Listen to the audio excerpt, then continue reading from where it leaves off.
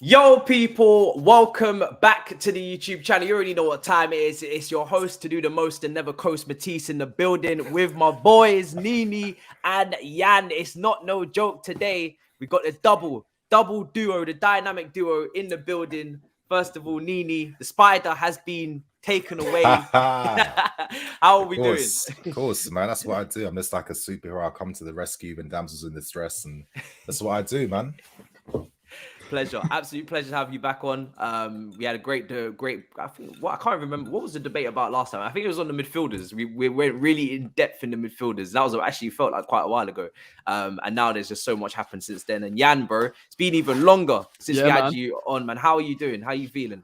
Yeah, I'm all right, man. I'm a bit tired, burnt out, but I'm looking forward to talking about football because there hasn't been any. So let's get into it, man. 100%. And obviously on the day of recording, Viali's birthday, do you know what I mean? In the background there. Shit, yeah, nice. We ain't playing, do you know what I mean? Obviously, this will come out the day after, but that is there for that reason, people. So big up Viali. Hopefully he sees it. Yeah, exactly. No doubt, no doubt. Let's get straight into it, people, because I think, listen, transfer news wise, we all do the updates on our channel. There's nothing really to update. Never really is on the weekend. It tends to get a bit quieter. The journalists go away and then they come back on the Monday morning and do a madness. Let's talk about, you know, the team in terms of existing assets, what we've got, who's flown to America, and just a little bit of a debate on Thomas Tuchel and whether he's really trusting the young players as much as he should, whether he really believes in them as much as he should. Does he understand the quality and potential that he has under his belt? I think it's an interesting conversation that's been definitely started in socials on the TL as well. Ian Matson, not with the group, potentially a Premier League loan. But of course, we're seeing the likes of, you know, the Kennedys, the Malang Sars in the team, who we've probably already witnessed enough over the season, but, you know, they're still there, and maybe there's some reasons for that. And obviously, you know, your Levi Colwills, your Brojas, there's definitely question marks around their future. I'm going to start with you, NiiNii. How are you feeling about just the opportunities for these young players, in particular for the Levi Colwills, who haven't really got the guaranteed of assured status in the squad next season, whereas the Gallagher's has? And maybe it's the fact that he was playing in a lower division and Tuchel hasn't been around to see that Tomori rise, that Gurhi rise, that Mount, that Abraham from that league. And maybe he doesn't rate that league as highly as we do from what we've witnessed in the past. How are you feeling about Colwell's chances at the moment? Because there's been some rumors that he could even go. Yeah, I mean, of course, that's always like a reality. If you feel like maybe your position is going to be undermined, again, I'm only just like projecting. I'm not here to be talking from a point of view of facts. Like, I know what Tuchel's thinking and what he's saying. I can only have my own personal opinion based on maybe things I've seen over the past few years, actions behind words, things like that, etc., etc. But I don't know. I just worry that maybe Ake Sane does maybe undermine Colwill in his future. And I just think that normally when you're a top talent like that, I mean, you've got agents spelling you up left, right, and center. You've got clubs after you left, right, and center. It's not as simple as just being like, oh, maybe you're lacking that ambition to want to compete for your place here, and you know, you want to easy a ride out, when it's just like a science behind development. Like, these are the crucial stages where you can learn the most and really accelerate what you're doing. And I'd like to think that he'd be able to do that here. I'd like to think that maybe there's enough confidence in him where, listen, I'm not saying Tuchel's got to be patronizing, hey, you're my boy and I'm gonna make sure you're good, because obviously it's a men's game. Of course, if you're playing at this level, as Lampard even did back then, he wanted to get your young Masons, Tomoris, Tammys, all these guys used to competing at the highest level to fight for your sport at this level, top 4 level. You know what I mean? So, listen, man, we breed a culture of winners at this club over 10 years from our academy. So it's not like this is our actual that Chelsea culture in terms of the talent we're producing this. So it's not like a fluke. I just like to hope though that the best talents, the creme of the creme, will always have places here and will always be looked at seriously as real options. Because, come on, football, just because we got talent now doesn't mean that in the next 10 years it'll be the same level of talent. And for me, I felt like we had a lot of you know, mature grads, not just any youth. No one's been talking for 16-year-olds and 17-year-olds to play. Listen, we're not using 17-year-olds like what Barcelona would be doing, for example. But, you know, we had a lot of mature grads like your Livramentos, guys who are already at that right age from between 18 and 19, where it's like, listen, I'm way too good for the level I'm playing at. I'm physically, look at me. I'm ready to be playing in the Prem. Gaffer, manager, what are you saying for me in terms of plans? And the thing is, you know, it's just a thing that no one likes to use in these discussions about youth players. How many times have guys been burnt at the club over how many years? It's not even just youth players. Look at senior guys. I mean, people look at Drinkwater's example, but I thought his statement was very honest and very real. And it's just like, listen, you know, I can see why he got in a place where mentally he's starting to suffer and got quite bad, because to be just discarded like that, to feel like everything's okay with Sarri and the management and stuff, and then hearing an hour before the window closes, not part of the plans. Listen, that's a bit snaky. But this is what football's like. This is how the game works. And I get it from the manager's side. Listen, I'm here to do a job. There's a lot of pressure on me. That's going to force you to move a certain way, especially with how many players in your team as well too. Like, you didn't even call for. And I think this is why this is a bit of a sad note, but I'll just add quickly. This is why I'm hoping that with the new culture at the club now, we can maybe like calm down and shit like that, because you always make someone else's job harder in the future. But going back to just you know, just how these guys are seen in that belief that players do needs, I think that is the ultimate thing, you know. There's a difference between saying, okay, I believe in you, I'm signing Ake, of course, you do bits, you'll be playing, and not giving those assurances. I mean, when James, Mount, everyone came into the team, Lampard didn't give them easy 3 minutes at all. People might say that now, but you'd be revising history. That wasn't the reality of how things was working at the time. We were lucky because you already worked at the academy start of the season before he took over us without Jody Morris. So you already had a deeper insight behind the talent he was working with, what was really happening. You're hearing stuff from the coaching staff, the scouts, all the coaches at the club, you know, people, you know, incorporated in academy football.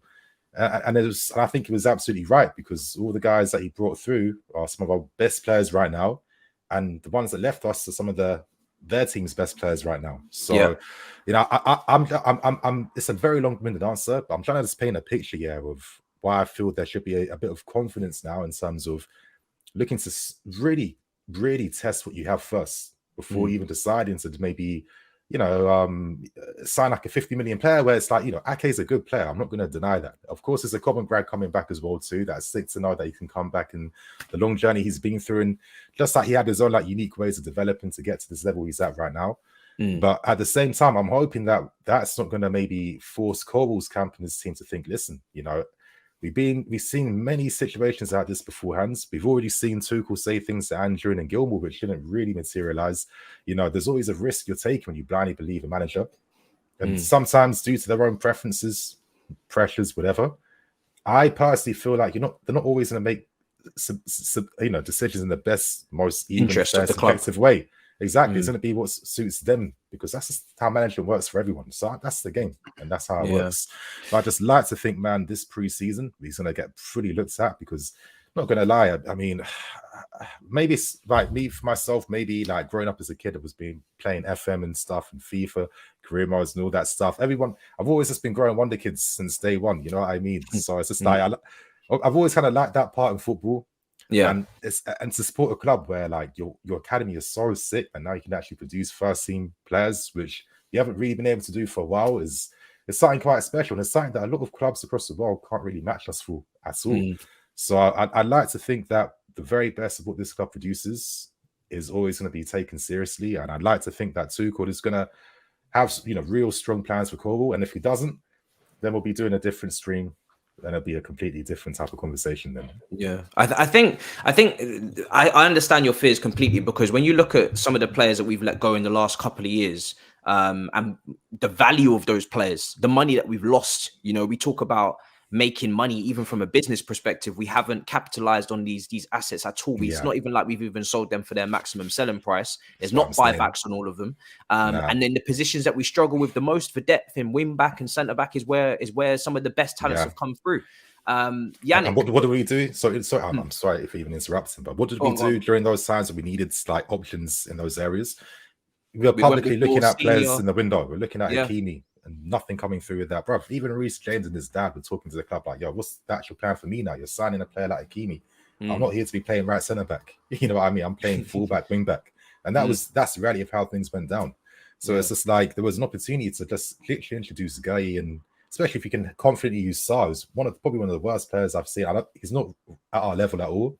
No. It's pure circumstances that he's here with us right now. But there was confidence to still give him at least 20 plus games. So this is what I mean by the inconsistencies. This is why I want to see more of a proper plan now, because when you have proper talent who's mentally on point, physically on point, ambition, all the things you want to see out for youngsters, all they're asking for now is fair opportunities to feel the confidence that, this is what I can do, and I feel like I'll get rewards for it.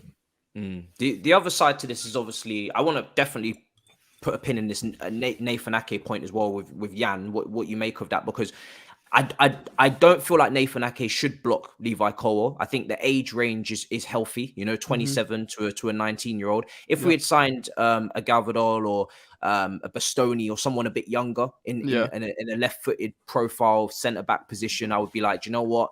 I can see long-term wise how Levi Colwill would feel like he doesn't really have a position to keep long term, because we know politically, if we've paid a big fee for a young player or any player, they're definitely going to play the big amount of minutes to prove to the owner that we spent that money wisely.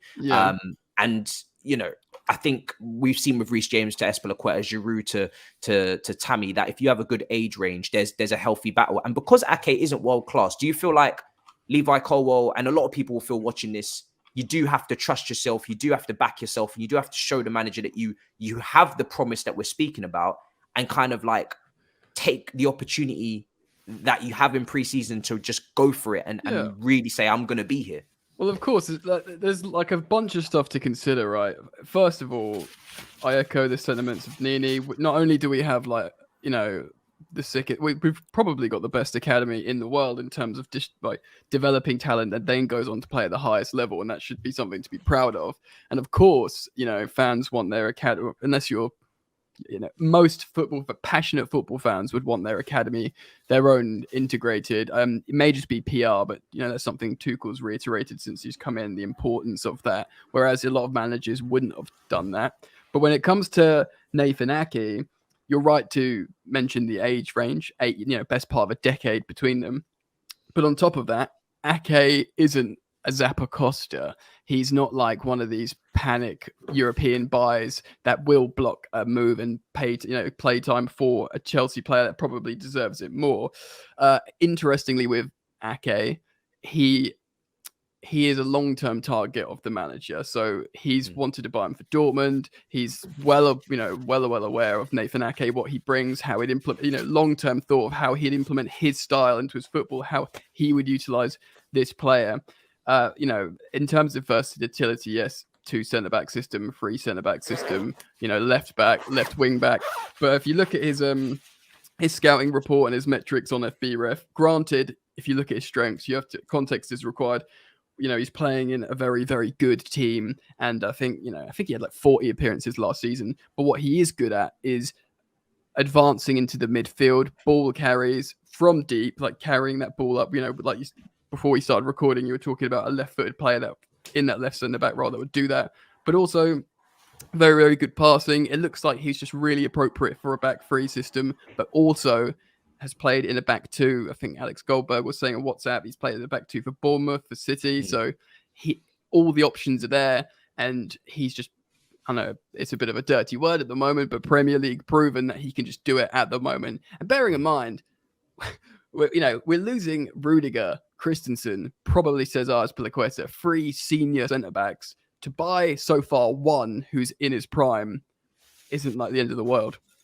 I think it was 40 appearances over 2 seasons as well. Okay. Because I know he's definitely been 4th choice at Manchester City, behind Laporte, behind Stones, behind Diaz. So a lot of people's question marks will be obviously how many games he's playing in the context of that, in terms of.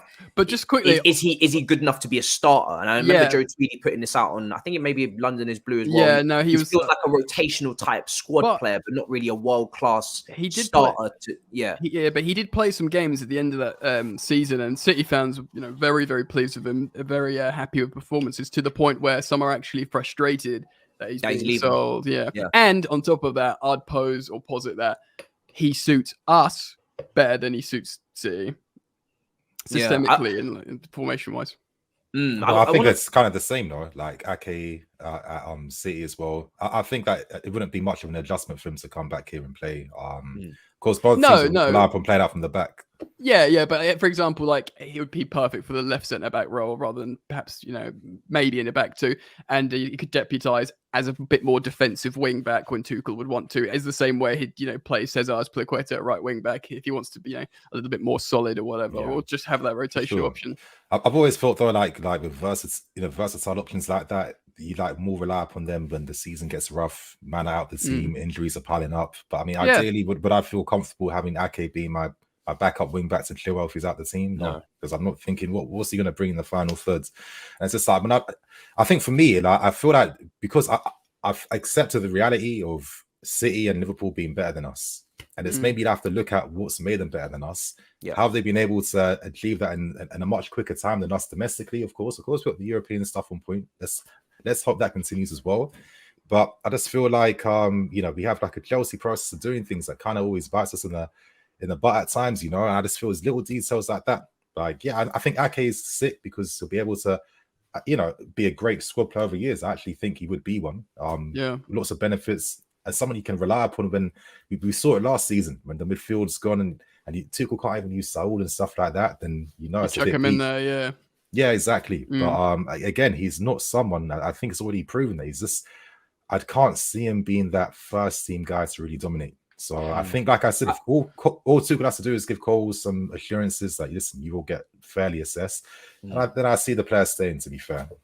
I think the positives to Ake for me is the fact that, well, first of all, I lean a bit more trust and faith towards Tuchel on the defensive side because he's shown he can improve defenders and he's shown that he can take defenders to another level that they weren't at before. And defenders that we said were good or very good but had some flaws and errors to their game have kind of been enhanced and propelled in that back three. And I think Ake, the one thing I can see with his targets, with Kimpembe, with the Bastoni swap for a few days, with even Galvador at RB Leipzig, he clearly wants a left footer. And I know a lot of people in the fan base want a Koulibaly or they want a Bremer. I know you've mentioned Bremer before, NiiNii, but clearly he must want that left. Yeah, he must want that left footer to maybe expand the play, to defend in the wide areas, to cover at left back if need be when Chilwell bombs up. Maybe if he gets a more offensive left wing back, then he could really. And Ake is for me one of them players. And again, I would have preferred a Koulibaly because Koulibaly's played the left side centre back. He's patrolled that left side for Napoli a lot, so I think he could easily do it. And he's leader as well. He's a much better player across the whole board. He's just better. But the thing is with Ake is that versatility is not even just for the depth or bad times that we're going through. It's also on the pitch where if he wants Ake to cover central areas in transition to help out a Jorginho, maybe he can help there. If he wants him to go out in the wide spaces and defend, he's got the left back experience to pull across and push that left wing back up. And I think when you have a left footer over there, and this is why obviously Colwill is so crucial to stay over Sarr because he's just much better on the ball. You have as a right foot when you're on the pitch, you're just naturally more closed off because your body shape is facing that way. Whereas a left foot opens it up more. Like John Terry was amazing with his left foot. Exactly. He opened up the pitch. He switched the play. He found the line breaking passes. And I do think Ake hopefully will be capable of that. I'm hoping that's the case as to why. I think Ake definitely has that. I think obviously just watching this, what he's done for Bournemouth over the years. I mean, obviously, I just want to really stress that I'm just worried that I hope it doesn't affect Colwill's future. Yeah, I agree. I'm not here to be disrespecting Ake like he's like a shit player that's not good enough because he is. And that for me, he's a top 8 player. And I think he's proven that. And he has all the qualities you need. I mean, he's got Cobham DNA in him. I think this is why he's able to get to the level he's at right now. You're playing forwards quickly. Could get better as well. 27 and he's got leadership as well, too. He's one of those guys that is like vocal, is a leader, and he can turn to as well. So I think profiles like that in the squads over the next few seasons, Ake could definitely be a smart buy. And who knows if it'll be the start of maybe re-signing more ex-Cobham players to come back to the club. But yeah, of course that left-hand side is important. But at times I worry a little bit like how we'll defend aerially, defensively. I don't want us to be too weak, thin, too smart at the back. Still the Prem end of the day, even though I don't think it's as long-bodied as it used to be and stuff like that. Obviously, you want to make sure, for me, that big clubs, your centre back is dominating that aerial ball 9 times out of 10, because then you're not worrying about any small mistakes coming to affect in your half. Then you need certain assurances for things. But so I feel like actually Cole will be sick in that sense because he's already like a sick aerial defender. But I think Ake, I don't know. I've seen him like Joseph more as a squad guy if he signed. I don't see him as a big signing that's going to be that main left centre back throughout the entire season. The thing is, though, right? We're gonna need like squad players. Do you know what I mean now as well? And if you can get a senior squad player who's 27 as a centre back, you can get better. You can get a lot better from 27 to 31 or whatever. You can still reach your peak or whatever. But I feel like people I was saying to Matisse earlier, like people want sexy signings. They want risks. And if you don't have a risk, you can't get excited about a signing. And that's just how it works. Like, no, it took people a while to get gassed about Sterling because it's just not exciting. We're like, yeah, he consistently scores and he works really hard and he's good at turning the ball over in the final third. And yes, managers like that. Yes, he's professional and he's got a good injury record. But it's give me Dembele, give me where's the exactly. Yeah. It's because it's exciting. It's like it's the risk, and Ake is an even more of that. He's like, oh, but because we've had him before, we're like, yeah, he's not bad, he's good. Yeah, he can play these positions. Yeah, he's professional. Yeah, he's about to enter his prime as a centre back. But it's just not sexy. And I feel like Colwill, he's a sensational player. I watched a couple of games. I'm not gonna pretend I'm one of these people that watched a lot of him, but he's very impressive. And I think it's unfortunate that the one game most people did watch him was the Huddersfield playoff final, where not even the own goal, but Huddersfield were really unlucky in that game because they should have had penalties. And he's been, dominant all season. He's like his character's well beyond his years, and I genuinely think if he's true to himself and like demonstrates that, then he'll have and considering we're so short at the back, that he will have a strong chance of being in the squad. He probably won't, and he's not going to demand to start for Thomas Tuchel's Chelsea, out of the Championship. Maybe, I don't know. I think we all say that as fans, though. But I actually really do believe that these players believe in themselves that much. That what's stopping them trying to be that guy? If you saw Mount and James and the rest do that, that was mistake. That was different, though. I don't think it was different. I think it just literally comes down to the manager preference at the time. Exactly. That's But what I mean by that is I agree with you. Lampard does reiterate, look, I could have played senior players. I chose to play these lads. But he had, like you said, insight, Jody Morris with him as well. And Tuchel's, I do believe he wants to implement youth, but his mind is so much more.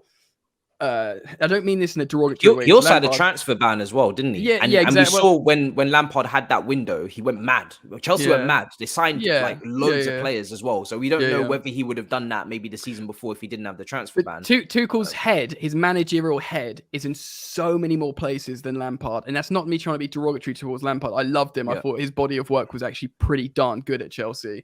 But Tuchel is just a much more experienced European cultured manager where his head will be in so many different players in different leagues, and do you know what I mean? All this kind of stuff, which Lampard, I don't know. I'm not too sure. I get what you're saying, but I think it's a little bit unfair. I think obviously, then I don't know. I think every manager kind of has their own thing they have to do. That's not a cuss on Lampard. That's just like a background for sure. I'm not taking it as like defending Lampard or nothing. I'm just meaning like that maybe like challenging that point more. I just think that managers have all their responsibilities, like regardless. I don't know, sometimes if maybe one manager's responsibilities are more important than the other ones based on the quality of the club and stuff like that.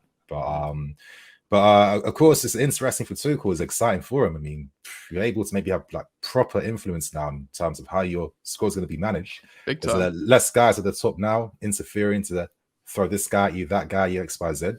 So it definitely is exciting to see. And we'll have to see what happens. It seems like maybe right now Sterling, Rafinha, and Ake. I tell you what, that you're right, man. It's freaking unique, mate. Like this is like you won't see this again. Well, it depends how it goes, really. I was gonna say at Chelsea, like we've never seen until this maybe Mourinho 1.0 when Roman touchdown. But this kind of control, like who do you want? It's going to be Tuchel. I can't believe his luck. He'll probably be like, oh, okay. And like NiiNii said, his targets are Raheem Sterling, Nathan Ake, the players he wants, and it's been reported that Rafinha came up top of the list in that data metric software when they said you put in those variables and parameters of a player you want 25 and under. Rafinha came up like near the top as a 25-year-old, so he was just in that bracket. I wasn't thinking about Rafinha. Like, I think he's a good player. Like, I know like a lot of football hipsters were like, "Oh yeah, Rafinha, he's the one.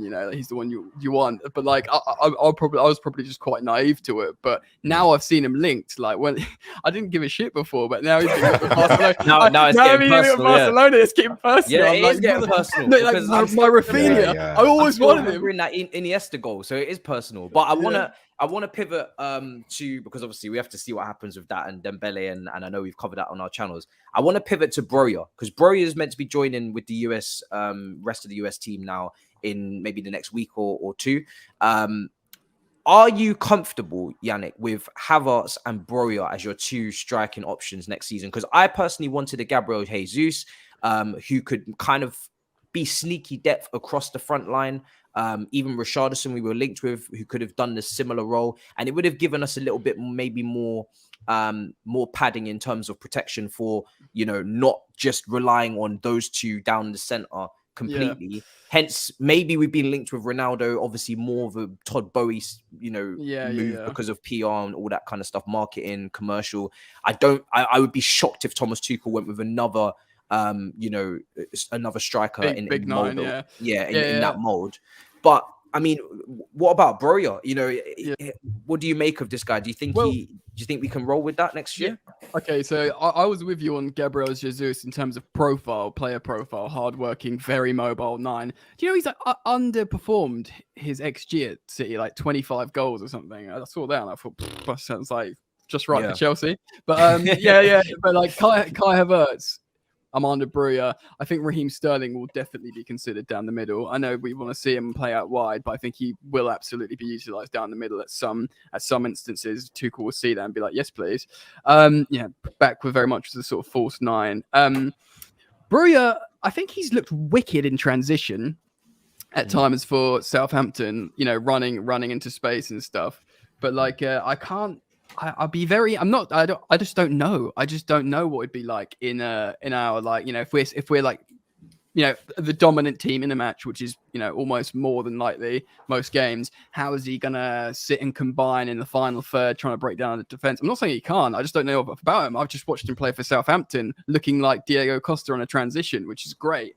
You know, so I'd be very happy for him to be in the squad. I feel like he believes in himself. I feel like he looks high octane and ready for the Prem. So I'm here for it. If you said to me, Jan, all right, Tuchel's striker, you know, options are Havertz, Broja, or he might play a 3-4-1-2 with Mount in behind Sterling and Havertz. You know, because Sterling and Havertz could make a strike partnership. Do you know what I mean? If I would be okay with those options, you know, and I feel like we're going to look to try and get so much out of the wing backs again.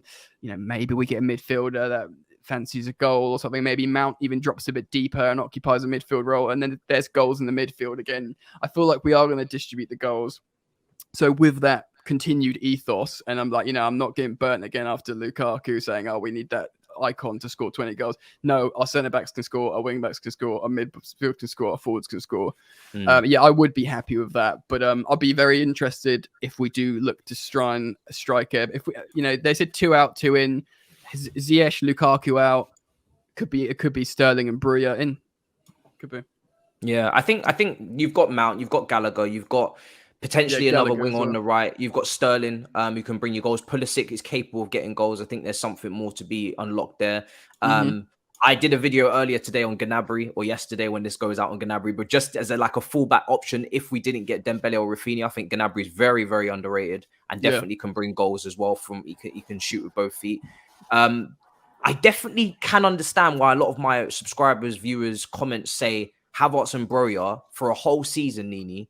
That's a little bit of a gamble. How do you feel about that? Or because I feel like that's why people push towards this wild link of Ronaldo, where really no one was even thinking about Ronaldo before the links came from David Ornstein. And now because people are worrying about the goals and maybe they're worrying about whether Kai will take that next step in a goal scoring standpoint, they're like, just get Ronaldo, forget about it. Even though for me that completely goes against what we're meant to be building, the system, etc. Facts. How do you feel about it? I think it's quite funny. A lot of times in transfer windows, most of the signings you're looking at are opportunistic ones because, oh shit, this guy's available on the market now. What are you guys saying about him? Should we make a move? Okay, let's get it. But of course, I think the thing with Ronaldo is that he would literally be pure luxury, and I just don't think that maybe the system is that pattern right now where it's like, you know, we can literally afford to carry a luxury player like that because he's literally at the missing piece, that the definition of that glue that's needed to make everything work. But at the same time as well, too, how many goals did Broja get last season? Like 9, six. In all competitions, it was like 9. I think I was in the league. I'll double check for you now. Yeah, something around that figure. I mean, maybe I'm going to sound cynical, but come on, we're Chelsea fans. We're not really used to our strikers banging the goals like that, really. You know what I mean? So exactly. So how many players over the past few seasons have been scoring a similar amount for us over the years? So I'm starting to accept reality that I'll be ever going to be that team that will have like a 25 plus 30 goal a season striker. Probably not, unless like maybe the system adapted or we had a player that was just so unreal that he's turning, you know, low probability shots into goals every single time, which don't really happen. But I think Broja, you know, just because he was used a certain way at Southampton doesn't mean that's like the complete effects what the player brings. Of course, I watched Broja is developing here, and you know, he kind of followed the same type of like training strategy that Tammy had. You know, Tammy was playing more as like a wide forward at times before he transitioned to playing up front for like 2 years before he even like went on loan first. And Broja's made like a similar type of like development. And you know, one thing with this guy that I think would definitely suit the system is that he's a very, you know, he presses a lot. He's a very aggressive presser. You know, he's got very good ball carrying as well too for his age. You're playing for a team like Southampton, the most Bundesliga team in the Premier League. Certain games are going to be sick on point if the teammates around you are good. But then if you're on the counter attack by yourself and no one there, of course that's going to affect your stats in terms of dispossessions and losing balls, etc. Still did well though. Still did well on the counter attack. Exactly, and that's what I'm saying. That shows you the quality this guy has. Like even though it wasn't that perfect, he could still produce and show the goods. I don't know the full context between what was happening between him and Hasenhüttl near the end of the season, because obviously his form didn't sustain. At the same time, you're young. You're playing Southampton. Every team's going to be making sure they stop you, and that's part of your education growing up. So I do think that if you had to rely upon him, I'm at a stage right now where I'm just not that worried. Where it's like, you know, we'd flop if after. Because my thing is, there's more pressure on Kai for me to step up now. I think the money we spent, the consistent minutes he's been getting and stuff. Now's the time to be like, okay, if you're our new Lukaku, you're our new striker, the main guy. Yeah, the backup support cast for has to be Broja. I don't think that's necessarily going to be the worst thing. And this, for me, the reality is we're securing Champions League football. That's the main goal. Yeah. You know, once we have the data analysts here, then we'll do proper business when it comes to the project begins. Yeah. Can I just say on Broja as well, when I just thought of it when NiiNii was talking there, like one thing that comes at a premium is self-belief as a striker, right? Look at like what happened with Lukaku's an emotional guy. When his belief goes, they talk about how he needs an arm around his shoulder. Look at like Timo Werner when it talks to self, I mean, I'm talking about finishing here, by the way, scoring goals, self-belief, because like you'll get loads of chances at Chelsea. I think of like, you know, you can feel like, you know, Werner. I think of like Morata when you're there, and then their belief in themselves goes and like, you know, and you know, what's it called? Abandons them. I feel like a character like Broja would just be like, not bothered, just keep going, and especially that comes with youth, but that maybe that comes with a character as well. Like stick him on. If he misses, he'll keep going. And I think.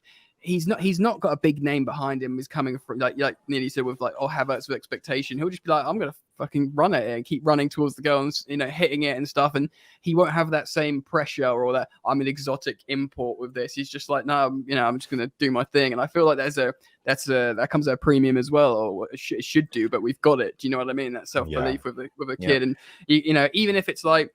You start some games, but like NiiNii says, he presses really well. He's going to run the channels. He's just going to like, you know, work the offside trap and stuff like that. Do you know what I mean? So he's an asset regardless, and hopefully believes in himself to score goals. You know. Can I add on that as well? Just with Timo Werner was mentioned, right? And I didn't even mention him because obviously I just said 2 strikers, but there's no guarantees Timo Werner goes. For me, for me, he is a striker, and everybody forgets about him. Me included, because I call him the space creator. I love him as a personality, but as a striker, he's a wide player, though. He's very, very limited, and I don't think he's able to lead that line down the middle on his own. I don't think his hold-up play, his technical ability is on the level needed as well. I don't think he's got the strength to do it.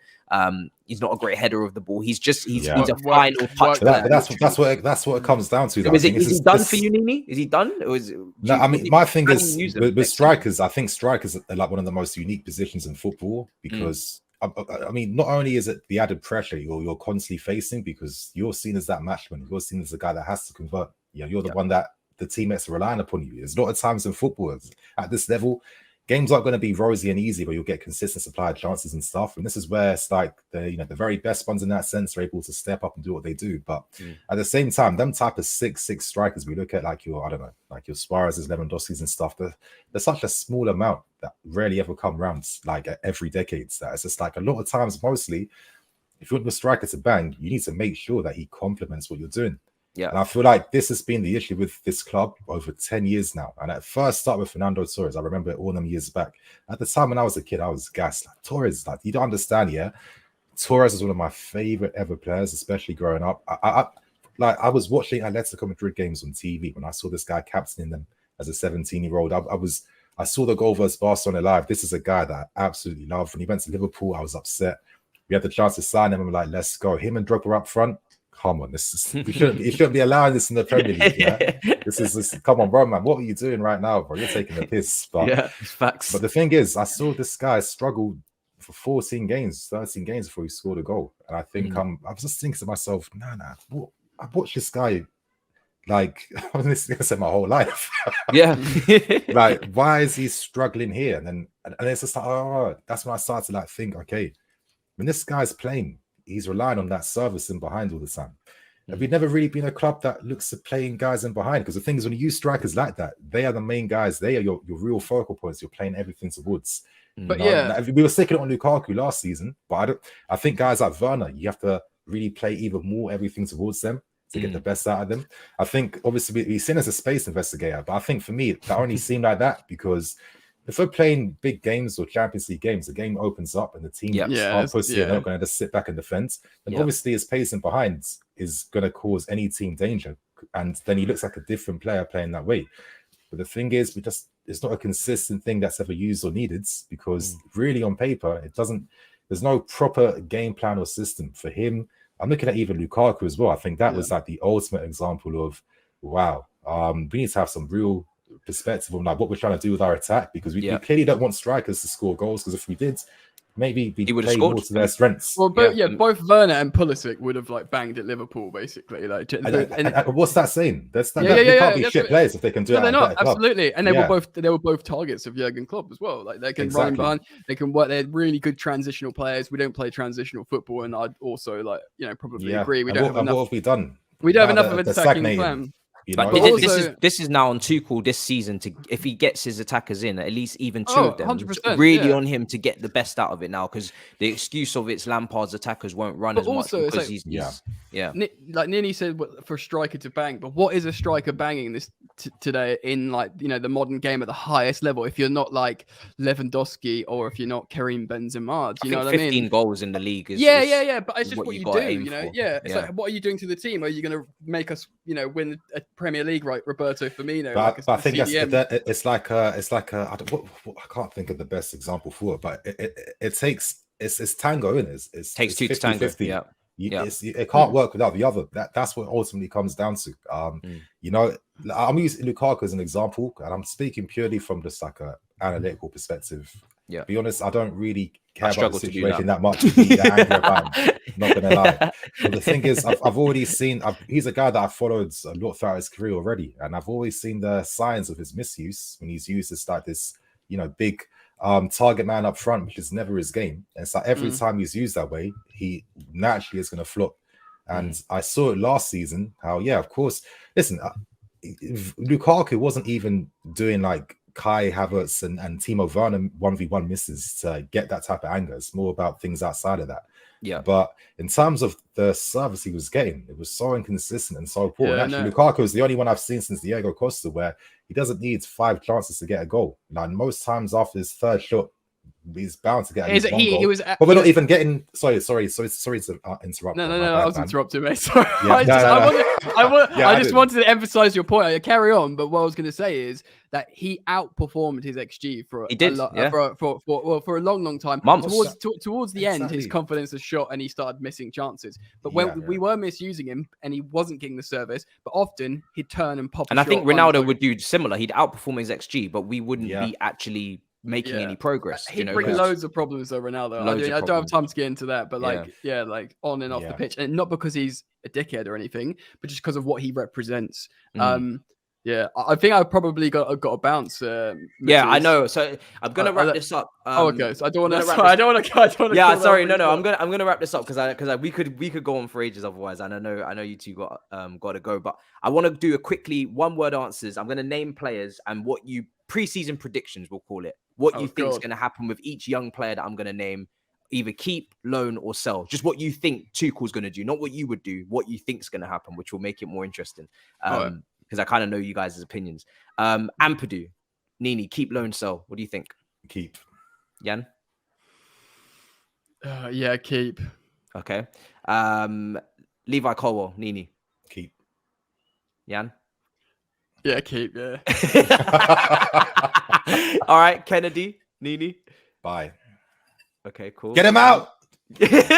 Yan? He's cooked, I think. All Gone. Right. Malang Sarr, NiiNii. Get this guy now, man. Au revoir. Au revoir, my friend. Oh, pauvre. What about you, Yan?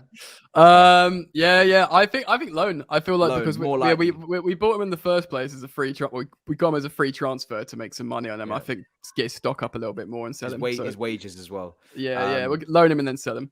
Yeah, Gallagher's obvious because we know what TT thinks of him. Gilmore, NiiNii. Loan.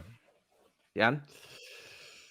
This is cold and it hurts me, but I think sell and let him just run things at Everton for Lampard. He was absolutely a beast under Lampard. I just think, I'd love him to work out, but I just feel like where we're going and the players we're going to look at in midfield, I think just let him do his thing. Harvey Vale, NiiNii. Remember, he's got 1 year left in his contract. Yeah, loan. I mean, the reality is we're signing attacking players versus the game time. And he's not going to develop for 10 games a season. True. But it's 1 year left. Fuck. That's what I mean. Here? Yeah, I think he's a baller, man. He's already been. I think he's been looked. I think keep. I think he's been. They know what he is, and I feel like could be a good wing back for us. I think he has literally had to say. I think he could be wing back. I think he could play anywhere in the front three. I think it would start. Now he could start all cup games, be on the bench and stuff. And 5 subs, #5 subs. Remember, every 5 minutes we have to say there's 5 subs. So everyone, at least one of those subs can be for Malang Sarr though. But if you're winning a Prem game, you're 2-0 up. You can bring him on. You can bring him on. Yeah. I remember last season we already secured Champions League. Oh, don't. I remember in 2-0 games we didn't even see 5. We didn't see him exactly. So but I think that was like as a thank you to for the training for people. I'm not gonna lie. No, fuck the thank yous. I'm not. Yeah, I know what you mean. I know. There's no excuse for it. I'm just saying. I'm sorry. I know where you're coming from, but no. The employees have been training. Way too now. I get you, bro. You're too half of them are gone. I'm not nice today. Ian Matson's not on the tour, so I'm gonna say he's going out on loan. Tino Andrew, NiiNii. Tino. I just think my brother just needs proper minutes now. That's it. Loan. Straight loan. Yeah, but he's one of those guys I have to put out there. Inside 10. Don't give up on him just yet. He's with his how he plays, the roles he can play, and everything like that. He could be those surprise packages to keep. Where maybe in a season or two, you're thinking, okay, thank God we got this guy. Still very young. Yeah, still very young. The Randick loan thing was such a bad move in the end, or was it loan to buy or whatever it was. But I rate him going to Russia though. But he he got the number 10. Random. He got the number 10. I like Harvey Vale. I kind of because he's known. He's a known quantity by the gaffer a little bit. I kind of think maybe, but I think Vale's more versatile. So loan, and I'll pick Vale, keep Vale over him. And this is the last one. Obviously, Broja, NiiNii. I personally, and this is my opinion, I feel like loan. I just think I got to be realistic, man. I don't with all the attackers we're signing. Listen, I just want to say real quickly. There's a reason why we see all these Goblin guys leaving us cooking elsewhere because they get the minutes to be able to actually play, and that's what lets the talent and potential shine through in the end. I just think that there's a reason why we don't really see it too often here because just the nature of being a top 3 club is completely different to being outside of it, and I don't think it has to be. But of course, certain managers will want to exactly. Depending on the individual, they'll react to that pressure how they want. But I just think that, listen, Broja is someone I'd like. It reminds me of Diego Costa when he was younger. If we signed Costa at 21, 22, no one in the fan base would have liked him at all. But like with guys like this, you got to think, okay, you're doing certain things so sick. You you refine certain elements, add a few more here, and adapt in a few more little tweaks, that's when you become a serious guy. And I think Broja, I can see him being Acosta by the time he's like 23, 24, something like that. I hear that. Jan? Yeah, I echo the sentiment, and also with the loan thing, to just extend on that point as well. Like, these kids are young; they're young, man. They're like 19, like late teens, early 20s. They need to like live and find themselves, and loans can be so beneficial, not just for playing different football, but for going to move somewhere else, not being babied in the academy, meeting some new people. You sort of develop yourself and what you are as a professional, a character, a footballer. And then it can be invaluable. It's not just about, farming them out. It's about them saying, right, go off and you find out who you are and come back. Do you know what I mean? Yeah. And then right. represent yourself. So, but despite all that, keep. I knew he was going to do that. Yeah, He's building himself up. Yeah, well, I knew I was just you sold me on too. Yeah. You sold me down the river. That one, but listen, guys, we need to started to feel something then, and then it's just like, We're gonna wrap up, guys. It's been an incredible show. I want to give you time to plug your channels, of course. The links will be in the description. You'll be tagged in there, and it'll be in the description, tagged in the title. It's been an absolute pleasure. It's been a long one, longer than I could have hoped as well, because I thought we was gonna have to be quicker. But you guys are brilliant, man. The conversation's always lit. Great debates. Jan, let them know where to find you, man. Football Therapy on YouTube, my guy. Come see it. There you go. You see him flex him in the mornings. You know what I'm saying? I was watching this morning, man. Check it out. He's awake in the morning. He made me upload earlier than I anticipated. I was like, yo, I'm ready. Let's go. NiiNii, bro. Let them know where to find you. Pleasure. See, guys, now I've been on this platform for too long now. I'm starting to become like the granddad of YouTube, Chelsea YouTube. The OG Chelsea I'm not there YouTube. just yet. Yeah, Eunice and a few other men are ahead of me, but I'm like the old uncle right now. But of course, you guys find me Blue Line CV, and of course, I just want to say quickly, apologies for the intro earlier. If you didn't get the context, I had to save a spider from my girlfriend in the bathroom, basically. So he won the battle. He won the battle. I won it, and I'm here. Yeah, exactly. So he's here to tell the story, man. Yeah. Let's go. Everybody's got to go through it. Do you know what I'm saying? Exactly. Guys, make sure you subscribe to the boys, man. It was a brilliant show. Let me know in the comments what you think. It's been nice covering stuff that isn't transfer news. I think we've looked at the existing players in our team. We've had a good prediction game there. We'll see how those results look at the end of pre-season. And yeah, big up your damn selves. Make sure you subscribe to everyone. And I'll see you guys for the next upload. Big up your damn selves. Peace.